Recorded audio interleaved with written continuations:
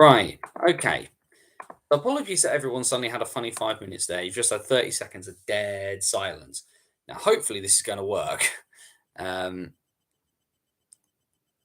I'm really hopeful this is going to work. Just going to keep trying for a second. Let's just try and get people back in. Oh, dear. Not what we needed tonight. Not what we needed tonight. But hey ho, got a few things we want to talk about. I've tried just moving to a different room in my house and just hoping that the connection just kind of holds up for a bit. So you get slightly different lighting and you get a slightly different view of the inside of BOTW towers. Let's see if we get people in.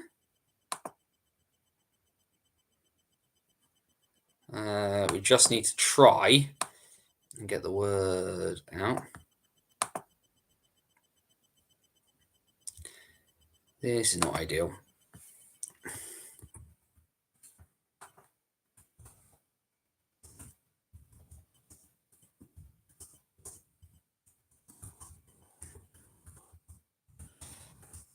Let's at least get that in there. There we go. Have we got people in? Are people starting to come in? Are we getting there? Because I started going off, and hopefully everything started falling to pieces. Someone's joined. Fantastic. There we go. That's looking a bit more promising. I have full bars as well of signal here for some reason. I have no idea why everything's fallen to pieces. I'm sure my wife would be very happy rather than me taking over the kitchen. But there's no word. So hello. Sorry, this is take two. Welcome to the BOTW What's Current stream. I'm Anthony Russell, and normally, I'd be sat in the kitchen of BOTW Towers, but unfortunately, for some reason, the signal's just gone to pot in my kitchen. So we have now moved. Welcome to the library of BOTW Towers. What you can't see is my hockey shelf, which is up there. I've sort of positioned myself slightly differently. Hope you're doing well. Did the whole spiel at the beginning, so I'm not just going to repeat myself. So thank you for bearing with us tonight, whilst everything has gone completely sideways, completely Pete Tong. I don't know what's happened. I'll need to look at it for next week. For those of you who missed it, of course, we can't have a word on the fridge because there is no fridge here. So sorry about that. But we were just talking before everything crashed about the untimely passing of Nikki Pierce, the former Swindon Wildcats photographer, who we had the news. Unfortunately, she has left the mortal realm today. So to all of Nikki's friends, to all of her family, to all of those associated with the Swindon Wildcats who knew her and held her dear, our thoughts and everything are with you guys. We hope everyone is all right. Nikki, wherever the view is, hope it's good. Hope you're enjoying yourselves. So like I say, apologies. I've sort of done my big spiel to then. It feels a bit weird to kind of do it again from my side. But if you're joining us, and this is, like I say, this has all gone very sideways very quickly. This is the BOTW What's Current stream. What we do here on a Wednesday night, normally about 8 p.m, is we sit down. We're going to chat about the National Ice Hockey League, National Division mainly, but Division 1 and Division 2 in the north and in the south as well. So hopefully we'll get something out of this and we'll enjoy. I'm just going to shuffle that around that way a bit. There we go. But yes, like I say, thanks for joining us in the slightly new location, because for whatever reason it doesn't seem to want to work where I usually do it tonight. But yeah, this is the library here at BOTW Towers. If nothing else, I've got the hockey shelf here behind me with the majority of my hockey books that are all there. If nothing else, what you can't see is I do have a hockey shelf, which is just sort of up here as well. But this is the slightly bizarre. This is the room of my house with nothing else. All of this here are all of the here's the majority of the hockey card collection as well. Well, that lives. But we aren't here to talk about that. We're here to talk about the NIHL and all of the craziness that's happened. The one thing we do know is that we have two National Cup finalists. Finally, the NIHL National Cup. And of course, for those of you not familiar, the National Cup takes the form of the first home and away fixture between all of the sides in the league. Counts towards a cup table. The top four give us semi-finals. First place fourth, second place third, and we get a final as a result. Over 2 legs. Take dates on that one to be determined. And what we do know is, well, I called them the imperfect juggernaut, but the imperfect doesn't mean they certainly weren't good enough. The Leeds Knights have won their second leg by 5-3 against the Sheffield Steel Dogs, and that means the Leeds Knights are on course still for the Grand Slam. And in that final, they will be taking on the Peterborough Phantoms. Some might think that's a bit of a surprise. I don't necessarily think it is a surprise. Last week, of course, we talked on the show that it was very much going to be. It was a case of splitting, as thin as a Rizzler, and ultimately, when they needed to be, the problem with the Peterborough Phantoms is they always find a way to stick around. Milton Keynes, we said they needed to score, and they needed to score lots, and the MK did score.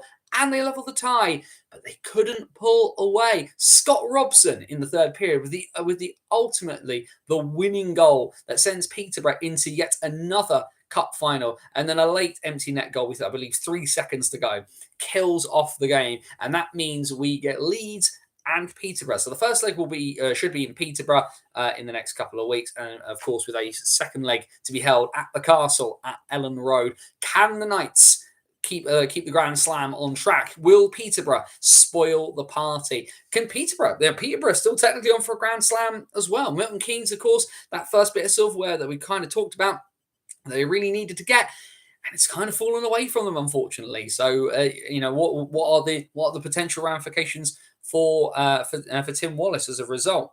Apologies for doing that. We're just going to keep sort of doing our usual trick here, just checking Twitter as we go, just because obviously we've had a bit of a mare here. So we'll take it a bit differently. Going to be late Feb, early March, I think, due to Leeds' schedule. Leeds, of course, with a couple of games in hand in the National Division. For those of you not in the know, either way, we will quickly bang through because, like I said, we're a bit behind the 8 ball now in terms of time. So let's smash through the National Division from the previous weekend, if nothing else. And if you thought Friday night was big in the context of the season, what it left us with on Saturday was arguably one of the big games in the context of the regular season title. Who will be National Division champions? Well, it does very much feel like advantage Leeds Knights again. Saturday, a huge Saturday night game at the Thunderdome.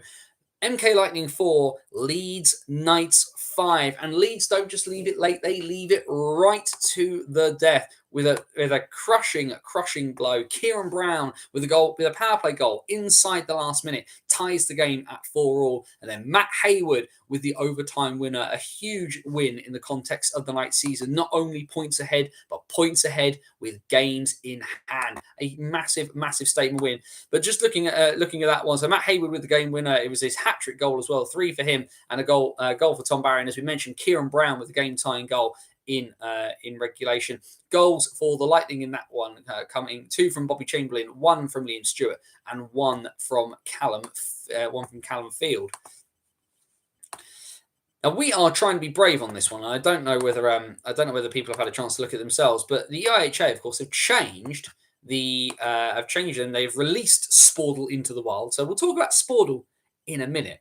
But we'll talk on that a little bit first. Let's chat about the results. Of course, what game was I at last weekend? As usual, I'm pretty much at every Basingstoke home game. Basingstoke Bison 5, Hull Seahawks 4. Again, probably the Bison were more in control of than the scoreline suggests, but credit to the Seahawks for sticking around. They didn't give it up, including scoring a goal just about 4 seconds from the end of time.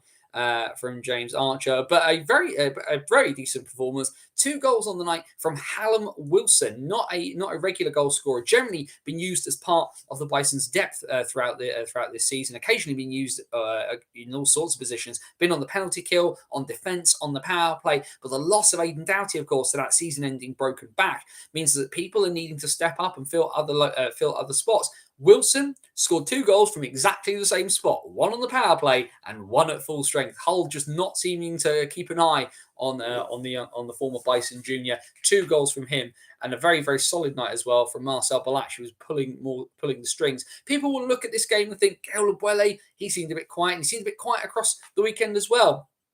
But to the respect of Lebuele, he took a very nasty knock to the ankle in the end of the first period in Basingstoke. It did keep him quiet for a lot of the weekend. I think he persevered, possibly in true hockey player fashion, more than he should have done.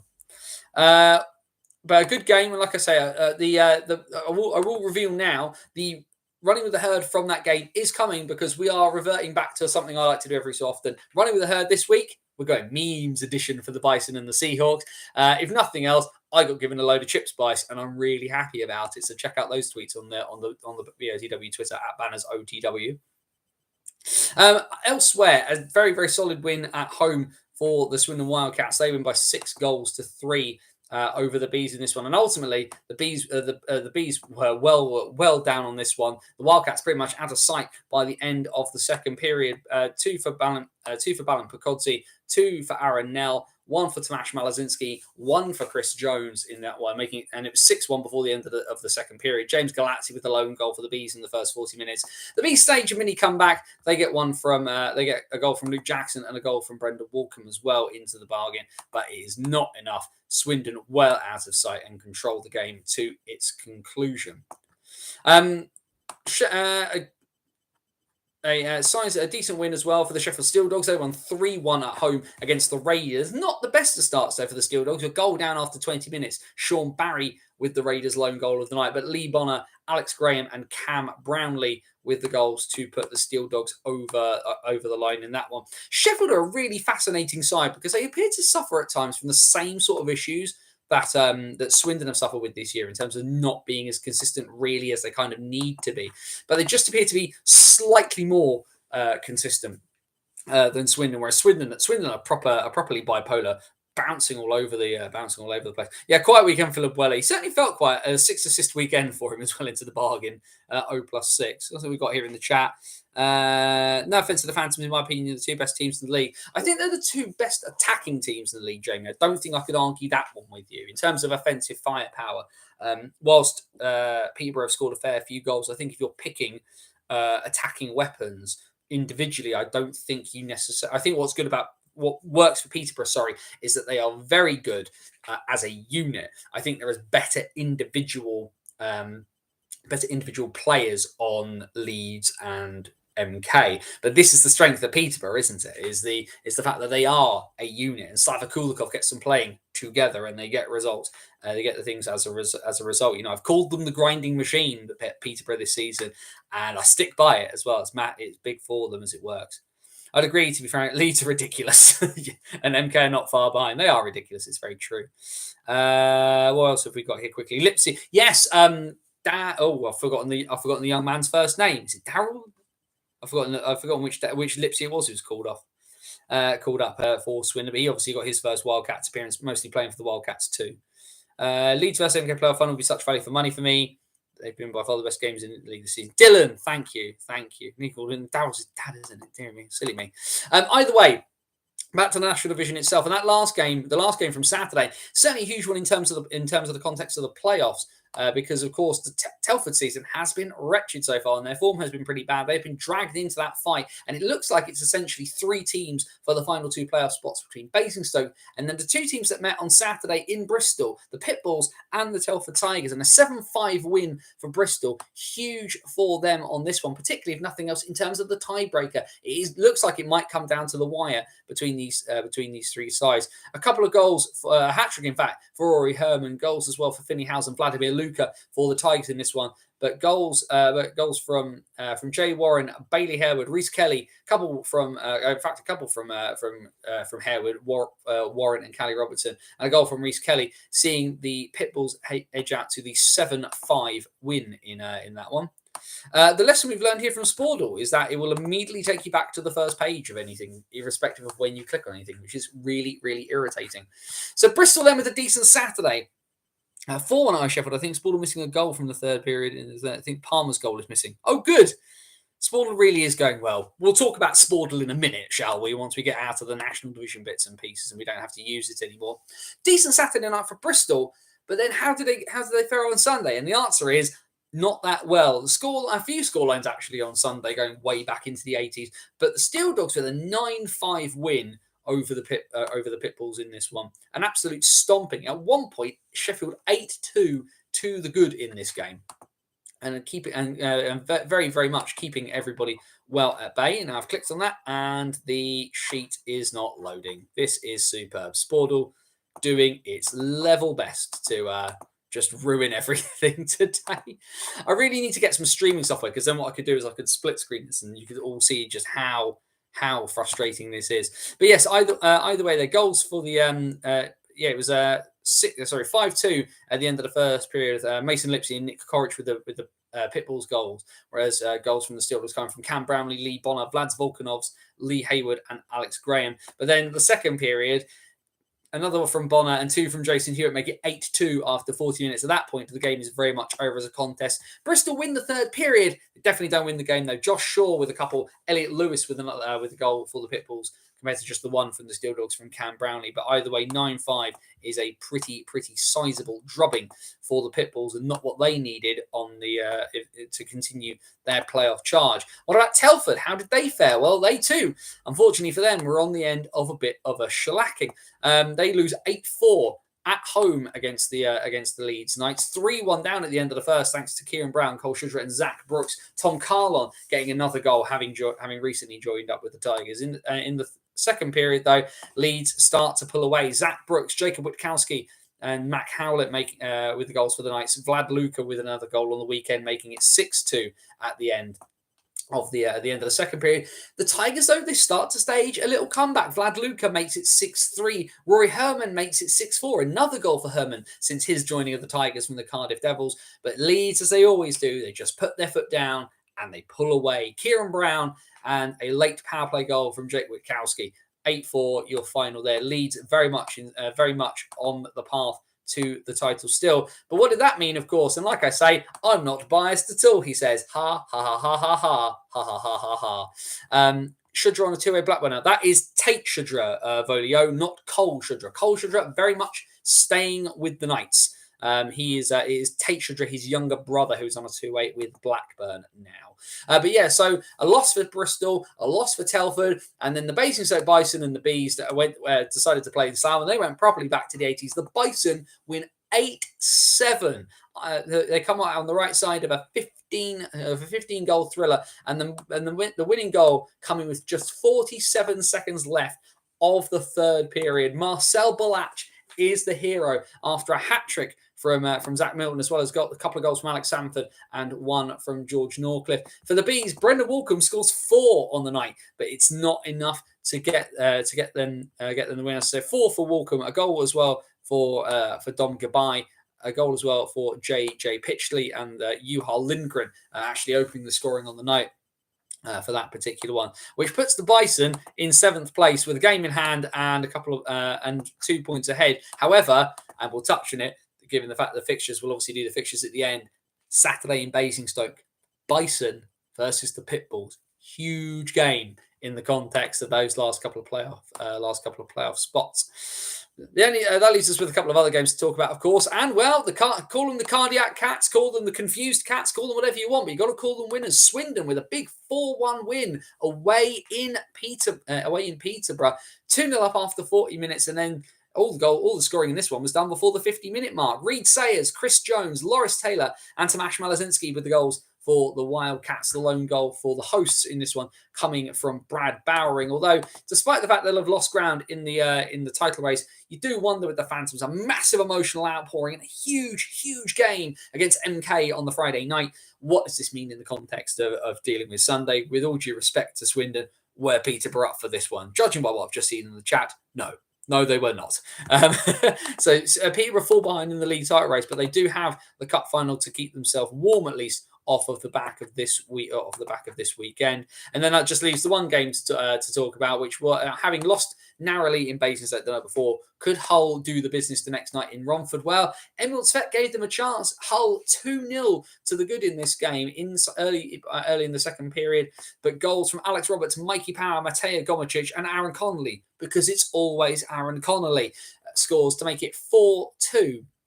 To the Raiders on that one. And the Raiders, who had a pretty solid season by their standards, are now very much ensconced in the playoff places. It would take nothing short of a miracle for the Raiders to miss out on the postseason like they did last year.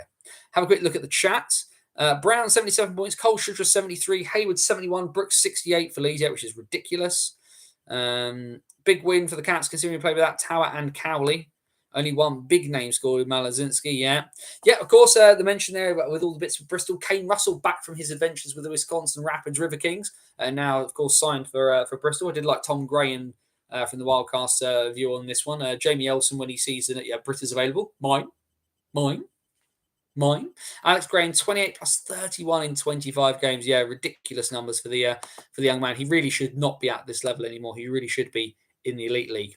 Either way, let's have a quick look at the table from the National Division. And like we said, firmly ensconced at the top, points on the board, games in hand. The Leeds Knights, 64 points from 36 games, has them comfortably sitting atop the division. Milton Keynes, though, are very now comfortable in second. They have 62 from 38. Peterborough's loss on Sunday means they have 60 from 38. Sheffield's win means that they've closed the gap ever so slightly, but it's an 8-point gap. They have 52 from 37. Swindon are in fifth. They have 45 from 39. Romford, 41 from 37, meaning that they could catch the Cats at least on points, but they would need. I don't know who off the top of my head who holds the tiebreaker in that game. As we mentioned, that the drop down there then is pretty substantial. It's a 12-point gap between 6th and 7th. The Bison, though, have 7th outright, 29 points from 38 games for the Herd. The Tigers and the Pitbulls on 27 from 39. The Tigers have the tiebreaker over the Pitbulls. So at the moment, Bristol still on the outside looking in.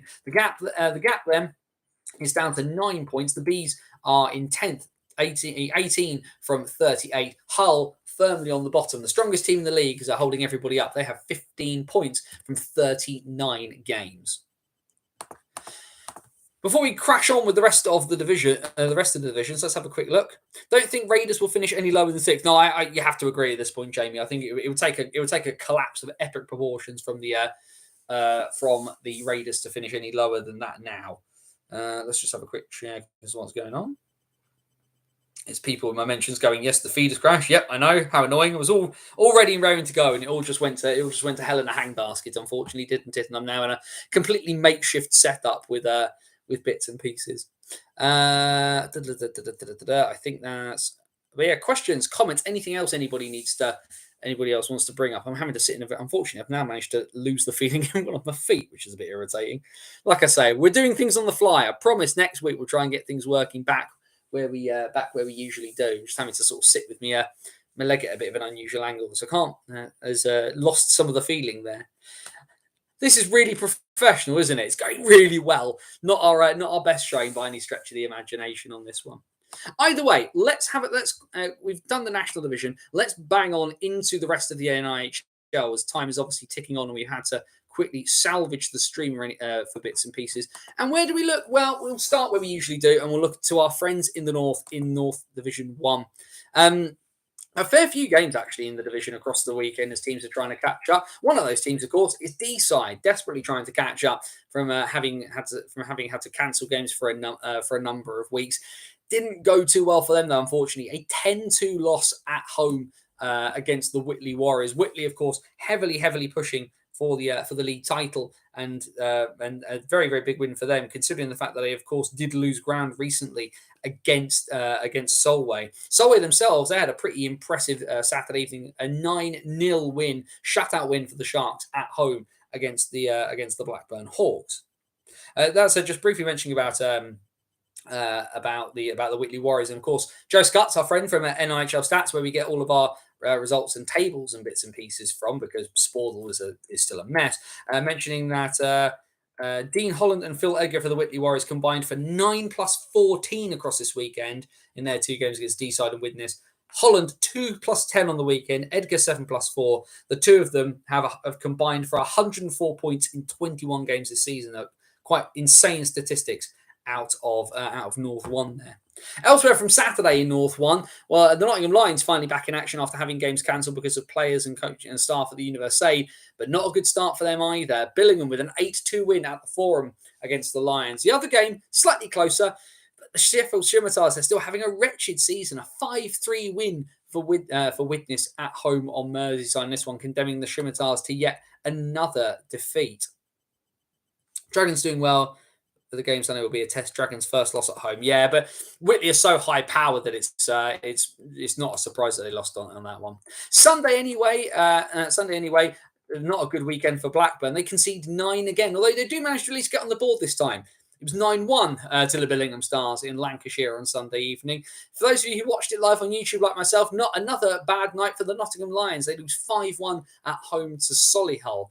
Whitley, though, they managed to keep pace in the title race with the Sharks. A 6-1 win against Widnes at Hillheads for the Warriors, like we just mentioned.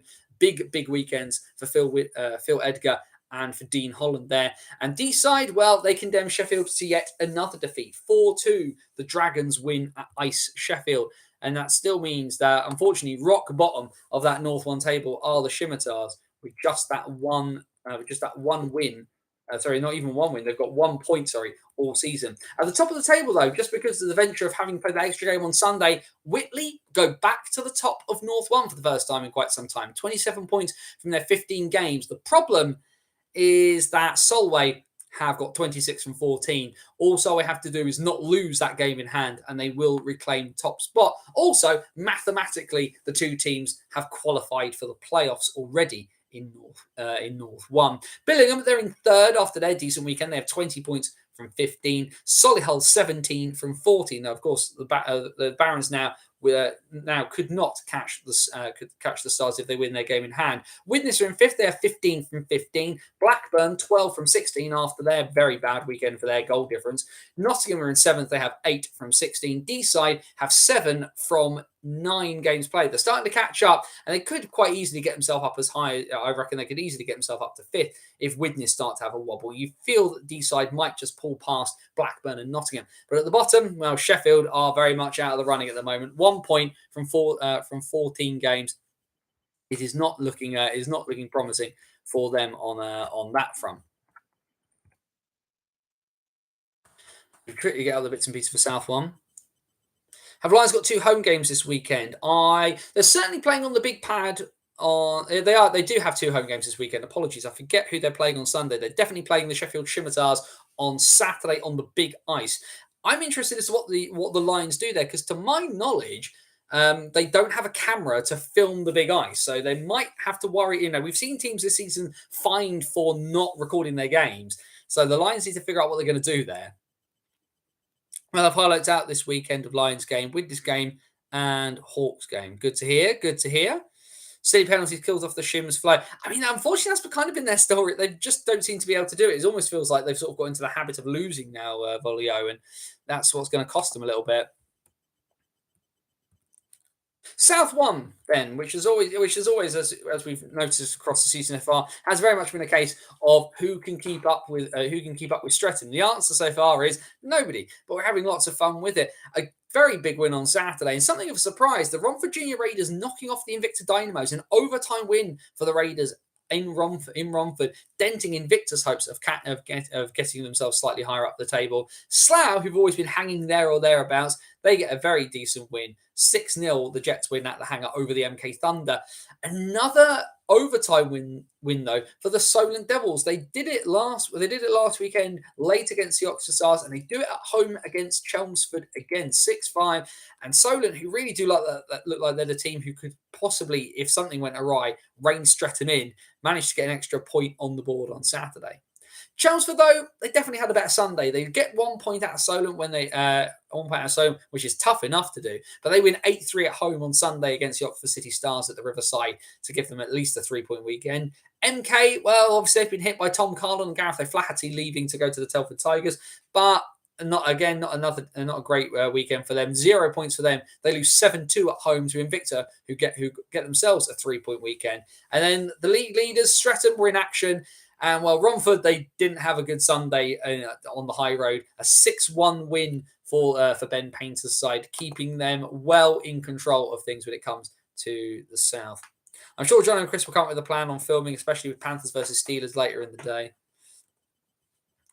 Yeah, I'm sure they probably will do, Jamie. They'll work something out. But in terms of South One, like we said, it's all in Streatham's hands still. 34 points from 18 games, just the one loss all season in league play. They have 2 games in hand on Solent, who behind them, they have 30 points from 20. Slough have 21 points from 17, so a 9-point gap between them and second place. Invicta have 21 points as well, but they've played 19 games. Chelmsford, 20 from 20. Romford, 14 from 16. Oxford, 8 from 16. And MK, 7 from 18. Still at the bottom. But like we said, I do wonder whether if something goes right for MK, if they could find a way to get a little bit of a run together, could we see MK off the bottom of South One? Stick your thoughts in the chat there as to whether the Thunder can pull themselves out of getting the wooden spoon.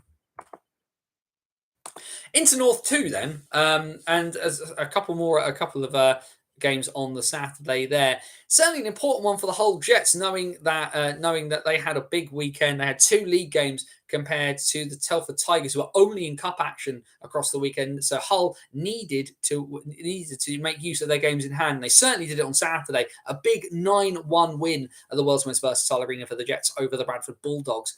The Tigers themselves, well, they cemented their place very, very firmly in the cup final. After their 10-1 win in Altrincham in the first leg of the semi-final, they win 8-1 at home in Telford to put themselves into the final.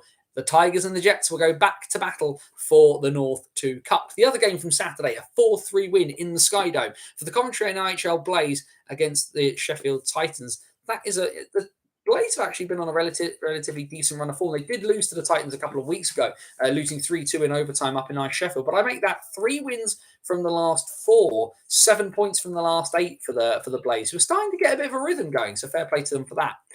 Only the one game from North 2, though, in Sunday, and the Jets back in action again. The Aces had a wretched Saturday night. They have a wretched Sunday as well. The Jets put them to the sword in Altrincham. A 7-1 win for the Jets. Massive, though, in the context, of course, as we know, of the league table. The Jets and the Tigers have been our 2 teams battling it out back and forth. They'll meet in the cup final. They met in last year's cup final and last year's playoff final. But they are both now level, 32 points from 18 games played. The Tigers, though, are top. They hold the tiebreaker, having beaten the Jets earlier in the year, and they have games against each other to come. The gap between second and third is 12 points. Altrincham hold that distinction. They have 20 from 18. Coventry have pulled themselves up to 4th place, 18 points from 19. Like we said, 7 of the last 8 for the NIHL Blaze. Really good run of form. They overtake Sheffield, who have 17 from 19 in 5th. Sutton have 17 from 17 in 6th. So, of course, a couple of games in hand. The Sting could quite easily rise back up the table. Nottingham Lions, second team, are in 7th. They have 9 points from their 18 games. Bradford have 8 from 17. And then let's get to South 2 in a second. We'll just have a quick look at the chat. Interesting to see Hager leaving and going back to the Jets. Interesting in that sense. I wonder whether it's. I do wonder about this one. I've not heard much rumbling about why he left, though. Was it just kind of time for Hager? Had he taken Widnes as far as he could go? Clearly a really talented player at that level, but maybe he just wanted sort of less responsibility, less involvement. I don't know what his involvement with the Jets is going to be, whether he's playing or helping or what. He'd lost the dressing room. Oh, fair enough then. There's the answer to that question. Unfortunately, as people say, I love keeping tabs on North 1. I try to watch as much of all the divisions as possible, but of course, being very geographically in the south, I don't have the proximity to be able to keep in touch with the North as much as possible. Though I'm trying my best to make as many contacts up there as I possibly can. So South 2 then probably held what many people will say as being the game of excitement of the weekend, if nothing else. And no disrespect to our friends, in terms of Leeds and Milton Keynes. That was the big game. That was the big game, of course, in the National Division. But we do need to talk about this game between the Cardiff Fire and the Swindon Wildcats for NIHL 2 South. The Wildcats were 5-0 up at 40 minutes. Cardiff Fire win in the shootout.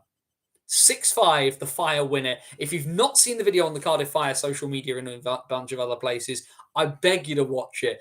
If you're a Swindon fan, maybe don't. And Sigala, of course, who joins us regularly in the chat here for What's Current Streams, involved as well with the Wildcats too side. I don't know whether you travelled down to Cardiff for that one, but if you did, I'm so sorry. Oh, that has got to sting. That has got to sting badly. I'm so sorry about that. But what a result for Cardiff, of course. They've had a very up and down year in terms of their results. The Cats, of course, have been putting a decent run of results together. They pulled themselves up into the playoff places. They look like they were really going to cement it, and then they do that. That is just, oh boy, that is just heartbreaking from Sunday. The only game from South 2 actually from Saturday saw it also involved Cardiff. They got walloped, as it was teams from the respective capitals. Haringey slapping Cardiff about at Ali Pally, 7-1 the final score there. Basingstoke Buffalo, their poor season continues. They lose 5-1 at home to the Invicta Mustangs. Elsewhere from Sunday, a win, and they finally get their first win of the season. Of course, we talked for ages about how the Solent Junior Devils and the Lee Valley Lions were battling backwards and forwards. Who will win the wooden spoon?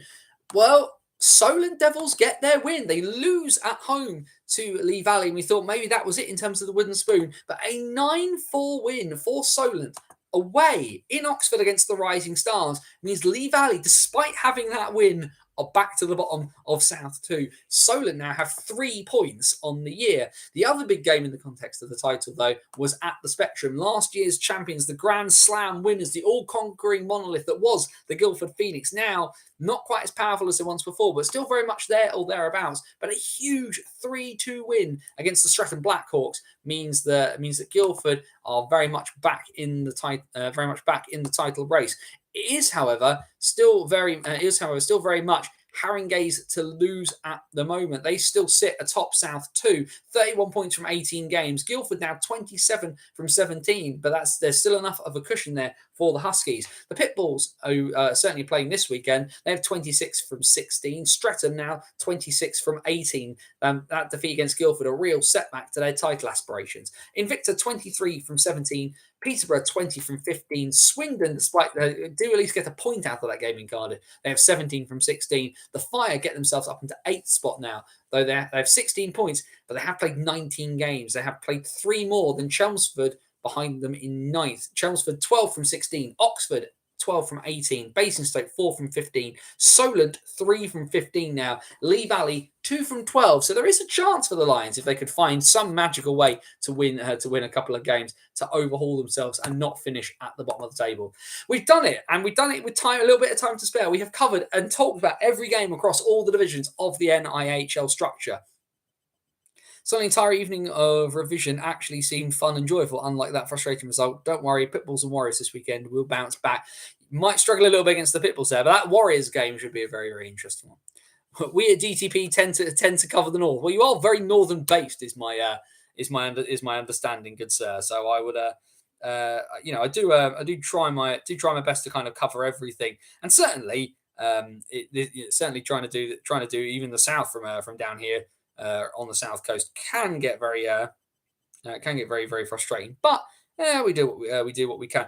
Massive ton of respect though for you guys that drop the puck. Obviously do a lot of good work, and definitely very have a ton of respect for what you guys tried to do up there. Obviously don't get a chance to watch a lot of the stuff you do, particularly sort of the witness stuff, but I try to keep tabs. Do try to keep tabs as much as I can.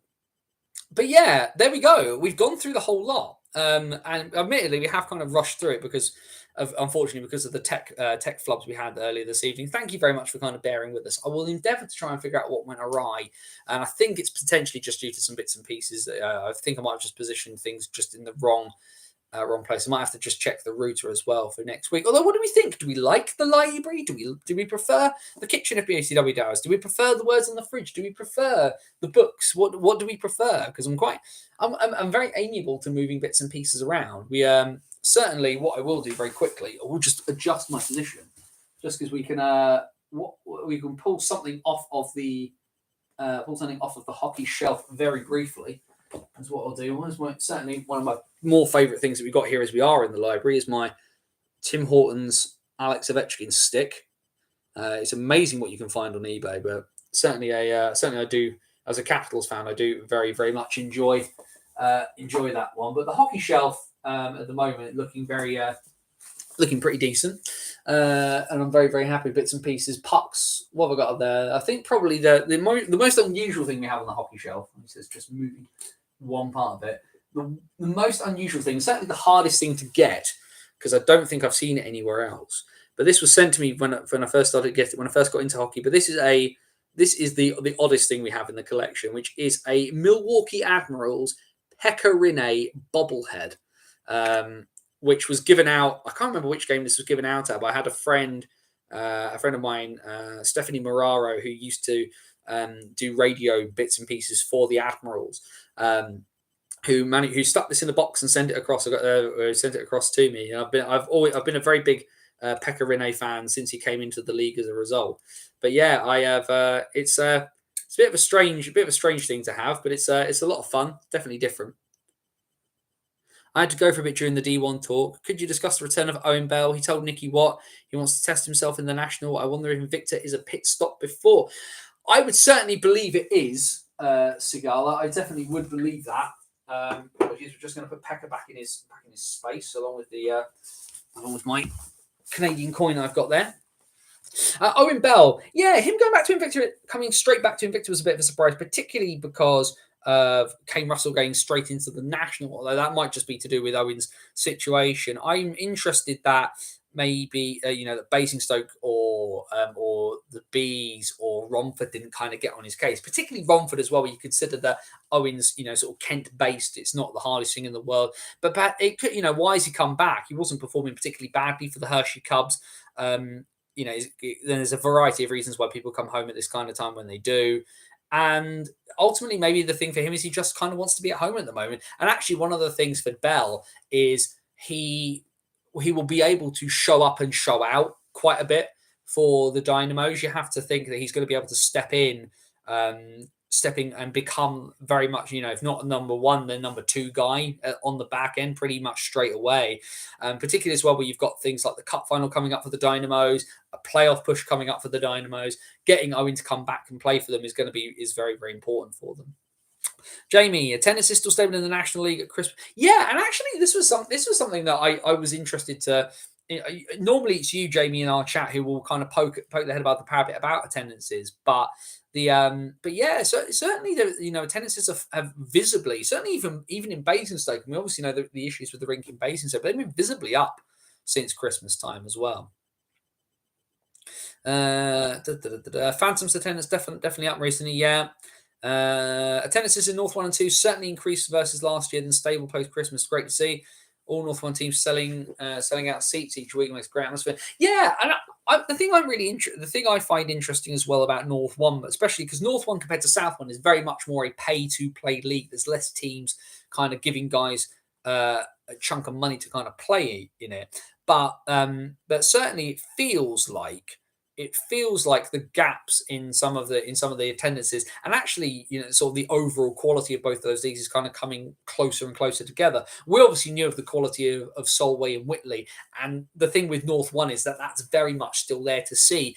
Arguably, Widnes and Billingham and Solihull are slowly starting to close that gap, but there's still very much a gap. It's very, very noticeable still. And actually, I think more money through the doors, particularly for these teams where guys are not getting any money at all to do this, not even expenses, is going to be massive for North 1. 24.54 in MK Saturday night, which is massive. That's obviously really, really good. Swindon getting an average of 1,400 plus now, which is great to see. Yep, these are all good things. These are all really, really good things. And I think as well, it's interesting as well, isn't it, where people obviously like the cost of living crisis, as people term it, or as I call it, governments not doing their jobs.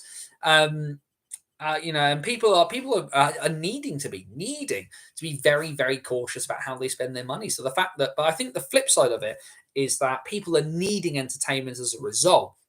And actually not just kind of entertainment so much as entertainment with a connection to it. It's all well and good to watch a show, and you can get really connected to a TV show. Believe me, I have my shows that I really, really love as well. But that sort of human interaction piece, I think, is really, really massive. And what better than hockey? Confined space, a lot of people, lots going on, lots of action, lots of excitement. And actually, if you've got a hockey team on your doorstep, it's different, it's exciting. For a lot of people, it's still very new and still very niche. It's not niche to us. We're talking about second, third, and fourth division ice hockey on a Wednesday night, and have been for the better part of the last 3 years. So yeah, it's crazy, isn't it? It's great to see that it's up everywhere. It's not just in certain places with the best facilities. Was going to go to Bristol this Sunday, but only 3 tickets left. 1 away, 1 home, and 1 standing. Was thinking of buying. Planet I seem to be glitched with the change your password pop-up. Got told to change it 3 times already. Maybe you just didn't choose a secure enough password, Sigala. Have you considered 1, 2, 3, 4 exclamation mark? And if you'll believe that, please can I have your PIN number?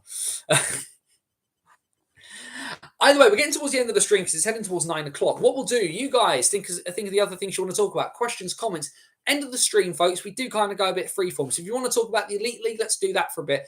NHL, let's talk about that for a bit. You guys get your questions up. Let's get looking at the fixtures for this upcoming weekend. We'll start as we usually do in the national divisions. We do have one game coming up on Friday evening. That's in Peterborough. It's a 7:30 p.m. face-off in Bretton for the Peterborough Phantoms and the Hull Seahawks. Saturday then. Lots of things happening at 6:30 on Saturday, the 4th of February in the National Division. Basingstoke versus Bristol. That's going to be a massive game in the playoff push. Bees versus Raiders is a 6:30 face-off, as is Leeds versus MK. They, having met last Saturday in MK, they go head-to-head again this weekend in Leeds. If the Knights win this one, you do have to think the title just moves that extra inch further into the pocket of Ryan Aldrich's men. Swindon versus Telford is also a 6:30 p.m. face-off on Saturday. Sheffield have ruined everything by facing off at 7:30 against the Hull Seahawks. No one can see British hockey. We can never do anything all together all at once. It's not allowed, apparently. Sunday the 5th, then a bit of a more usual spread of fixture times on Sunday. A 5:15 p.m. face-off at Sapphire Ice and Leisure for the Raiders and the Peterborough Phantoms. 5:30 face-offs then in a few places. Bristol take on Swindon in the Battle of the Southwest. Hull take on Sheffield in a Yorkshire derby. And MK take on the Basingstoke Bison in a game that I will just bang my head against the wall for now. Because why? Because Basingstoke don't play well in Milton Keynes. 6 p.m. face-off for Sunday. That is in Shropshire as usual. Telford's usual Sunday face-off time is 6:30. They take on the Bees. I pressed the wrong button there. That was a really good start. This upcoming weekend, then in North One, no Friday night games, of course, but a few games definitely happening on Saturday, the 4th of February. There, the 1 p.m. face-off, as we know, on the big ice in the big arena as part of Hockey Day in Nottingham. The Nottingham Lions and the Sheffield Scimitars face off at 1 on the big pad at the NIC. That's before the Panthers and the Steelers go head-to-head at 7 p.m. 5:15 face-off over in North Wales for the Deeside Dragons and the Solway Sharks, and a 6 p.m. face-off in Lancashire. Blackburn take on Whitley. The Hawks have sprung a few surprises at times this year. Could they further dent Whitley's title charge? A few more games then on Sunday. 5 p.m. face-off at Hillheads for the Whitley Warriors and the Solihull Barons. Deeside have another 2-game weekend. They are at home on Sunday, a 5:15 face-off against the Widnes Wild. 5:30 at the Forum for the Billingham Stars and the Sheffield Scimitars, and then Nottingham's second game of the weekend. They have a 7:15 p.m. face-off at home. This time on the small pad, the CCM rink at the NIC. They take on the Blackburn Hawks. Into South One we go. In South One, then we go for this weekend's fixtures. Just the 2 games on Saturday in South One. 5:15 p.m. face-off at Sapphire Ice and Leisure for the Romford Junior Raiders and the Slough Jets. The MK Thunder are at home on Saturday, 7 p.m. at the Thunderdome against the Oxford City Stars. As someone mentioned in the chat earlier, a big game in the context of who gets the wooden spoon potentially in South One. More games then on Sunday. A 5:15 p.m. face-off down in Gillingham for the Invicta Dynamos and the MK Thunder. 6:15 at Oxpens for the Oxford City Stars and the Romford Junior Raiders. Again, the Stars looking to try and make a push to get some form going before the playoffs. Big games, third versus second on Sunday. 6:30 p.m. at the Hangar for the Slough Jets and the Solent Devils. And then the league leaders are at home as they usually are on the high road. 6:45 p.m. face-off on Sunday, the Streatham Redhawks and the Chelmsford Chieftains. That should be a very, very interesting game. Chelmsford more than capable of springing a surprise in that one.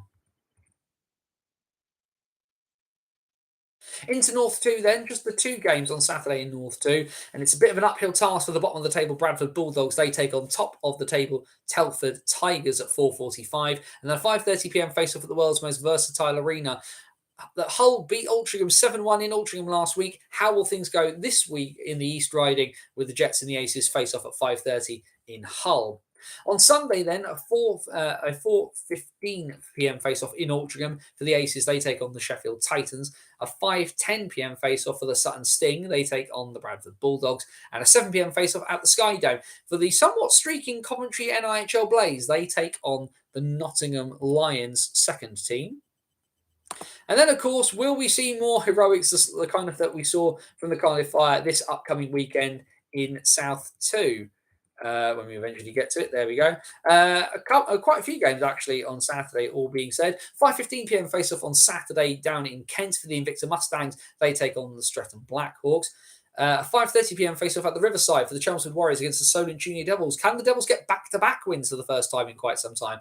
And then probably one of the main events of the NIHL of the weekend. Leeds at MK is big, but it's Haringey versus Guildford as well at Alexandra Palace, a fantastic venue for what is a top-of-the-table clash in South 2. A Battle of the Southwest as well will have some potential title implications. The Bristol Pitbulls take on Swindon at the Dog Pound. That's a 7 p.m. face-off there. Also on Saturday, 6:30 p.m. Peterborough Phantoms versus the Oxford Rising Stars. On Sunday, then, well, it's a reverse of the night before. Guildford and Haringey will meet at 6:30 p.m. at the Spectrum. So a huge weekend between those two sides. You think whoever comes out of that if the team comes out of that with 4 points, it could be massive.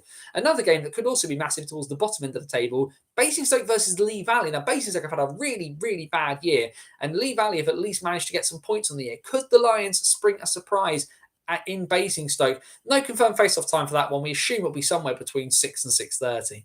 6:30 for definite, though, on Sunday. The Swindon Wildcats, too, will look to put last week's disaster behind them. They face off with the Chelmsford Warriors. So there we go. Those are the fixtures for the upcoming weekend, the 3rd, the 4th, and the 5th of February 2022, as we head into the second month of 2023 already. That is terrible. I feel like the world is slipping away from me. Let's have a quick look at the chat then before we round out the night. Nearly sold out in Leeds Saturday night. 17,000 sold already. 1,700 sold already. That'd be impressive. Fill the football stadium. Ooh! Outdoor game in Leeds. Wouldn't that be fun? D-side versus Widnes on Sunday will be reminiscent of Liverpool versus Man United. Gritty, dirty, hearts on sleeves. Can he wait? Yeah, that will be pretty interesting, actually. I'm really... D-side are better at home because they find it easier to raise a roster as well. Although you think they'd be able to do all right in terms of the travel. A few of the D-side players seem to get the long travel flu and don't want to play too far away. But you'd think even the reverse of that fixture you get teams for. Why don't Bison play well with Milton Keynes, Anthony? I don't know. It's an awkward place against a team that are very, very offensively minded, but also very needly. I think the one thing people don't talk about very much is how niggly MK are to play. They like the stick work. They like getting in people's faces and getting under people's skins. And MK is just an odd place to play in. Like, it's just an odd shape, an odd shaped rink in that sense. Also, it's not an easy place to get to, I don't think.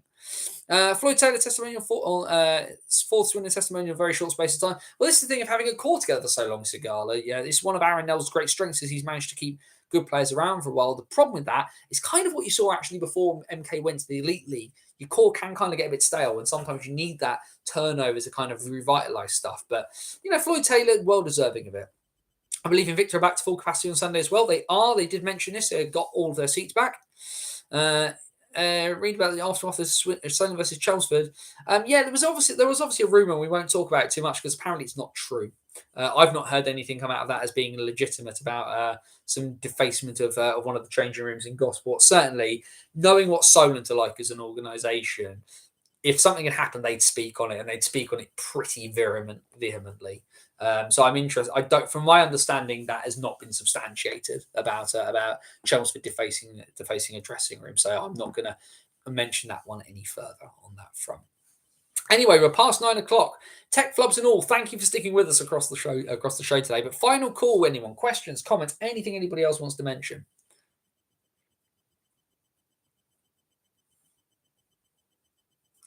I'm just letting that go for a second. I forgot to bring my water bottle when I moved. That's really irritating. I could really use a drink right about now, which is my own stupid fault.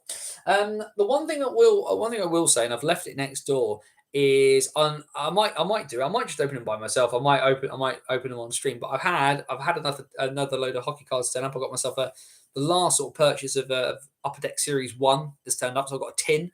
If nothing else, I wanted a tin to just have something more secure to kind of store some cards in and stuff like that. But I might stream that. I might just kind of sit down and just chill out and do that one by myself. I'm not sure. If people, I might put up a poll. If people are interested to watch it, then I'll stick it up and we'll stream it on Friday night. I feel we're slowly reaching the stage where the team's getting a little stale. I think it's time to start bringing in youth players more regularly. A few pitbulls are like back in the Cats jersey. I can understand that. And bringing in young Lipsy as well. And a few of those guys have kind of come through. But you think of some of those OHA guys who've kind of been and kind of gone away. and have kind of gone on to other things. But yeah, I can kind of understand that. But I think that's the trigger that Aaron Nell has to be brave enough to pull. I think on that one. But I think that if Swindon do that, they need to be prepared for more seasons like this as young guys get used to playing in the division. But that's what, in some ways, Bristol run to a no-lose situation by bringing up a few of those guys who played Div 1 last year and just trusting them to run with the ball. Who's going to win the Conor Bedard race? I think he'll end up in Anaheim. I know the Blue Jackets are bottom by quite a distance as well, but I think Bedard won't. Here's one thing. I think he will end up in Anaheim. And whether that's because Anaheim win the lottery or whether because Bedard refuses to go to Columbus, it'll be one of those two. But I think he ends up as an Anaheim Duck. I will say that. I think he could potentially do a Lindros and refuse to go somewhere like Philadelphia or Columbus. If I'm 100% honest on that front. Fantastic player to watch. We really enjoyed sort of keeping tabs on him this year as well. Any more for any more? Otherwise, I think we'll call time on that. Just looking at some of the other bits and pieces. Happy birthday, of course, to one of to a man who, well, he'd be well in past his hundreds now, but it is the birthday of Conn Smythe, one of the great influences of hockey, the man for whom the Conn Smythe Trophy is named, of course. So if you haven't read the article that I tweeted out earlier from the Twitter account, Back to War, about when Conn Smythe ended up in Basingstoke of all places. Kirk 2+5 in 11 games of Euclid, which is pretty decent return. I think that's pretty good, all things considered. I'd be very, very happy on that front. I know Liam was on Hockey from Across the Pond with Mark Rackham this past week. So if you like hearing sort of up to date chat with Kirk about how things are going in Finland, do check out what Mark does. He does good work. I think, and that is probably where we're going to do it. We will call it there. Bannersonthewall.wordpress.com, your number one source for everything related to the Basingstoke Bison, player comings, player goings, also game reports. Like I say, the meme version from the memes edition is coming soon from Bison versus Hull, as well as having our hockey story series.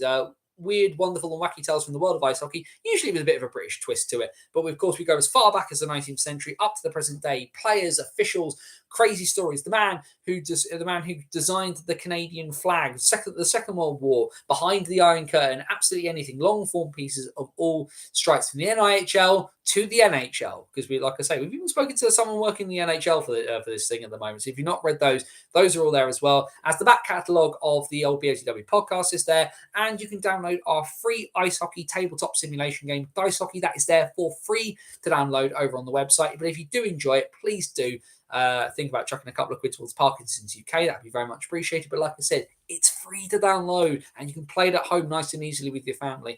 But like I said, there is a bunch of stuff there all for you with all of my writing over at bannersonthewall.wordpress.com. Facebook.com/Banners on the Wall is the Facebook site. If you like getting your news through your Facebook feed, all of the pieces from the website and the links to this as well go onto the Facebook page. So do go and check that. Out there. The best place to kind of keep up with me and get links for all of the pieces from the website and sort of my commentary on hockey from across the world, but mostly about the NHL, is over on Twitter at BannersOTW. It's where you've got the link. It's where you've probably got the links for this Wednesday nights, the BOTW What's Current Stream, the one and only live show here, first and as far as I'm aware, only live show that covers all the divisions of the NIHL. That's here on YouTube Wednesday nights, 8 p.m. If you haven't already, hit the subscribe button below, hit the bell for notifications. These things work on algorithms. The more people we get looking at it, share stuff out, tweet stuff out. And actually, I'm going to say this, not just for me. If you enjoy something, hit retweet, hit share good stuff that you enjoy, because the people, because getting eyes and stuff like that on things, and just making sure that people who are creating stuff that you like, let them know that people that you enjoy what they're doing, and that people get more eyes on it so people can see it. That's just cool. That's a really cool thing to do. So there we go. Another week of hockey done. We even survived a tech flub this time, rather than as things used to be on Twitter, when Twitter Live started just blacking out the screen when I was trying to do stuff. But thank you for sticking with us. I appreciate, it's frustrating, this one, but we got there in the end, and we're still here and we're still going. And hopefully next week everything will work perfectly, he says, touching wood. But either way, whatever happens, do the best you can to be happy. And if you can't be happy, then please do your best. Please be safe. As my friend Scotty Watts would say, take care of yourself and somebody else. For bannersonthewall.wordpress.com, this is Anthony Russell saying stay safe. And so long till next time. Well, Leeds versus MK, Bison versus Bristol. The business part of the season is coming. Let's see who does the best out of it. Have a good one, everyone. See you next Wednesday.